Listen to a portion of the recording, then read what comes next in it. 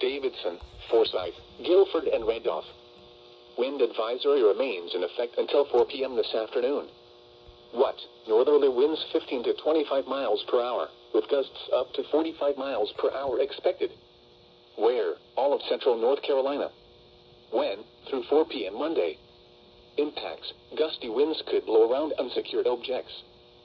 Tree limbs could be blown down and a few power outages may result.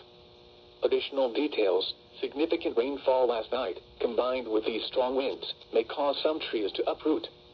Use extra caution when driving, especially if operating a high-profile vehicle.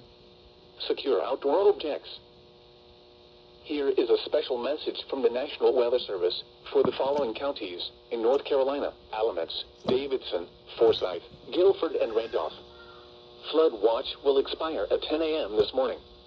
The flash flood watch will expire for a portion of central North Carolina, including the following counties: Alamance, Anson, Chatham, Cumberland, Davidson, Durham, Edgecombe, Forsyth, Franklin, Granville, Guilford, Halifax, Harnett, Hoke, Johnston, Lee, Montgomery, Moore, Nash, Orange, Person, Randolph, Richmond, Sampson, Scotland, Stanley, Vance, Wake, Warren, Wayne, and Wilson.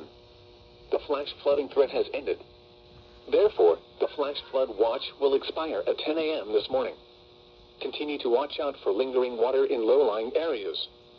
Repeating, the flood watch has been allowed to expire for the following counties in North Carolina: Alamance, Davidson, Forsyth, Guilford, and Randolph.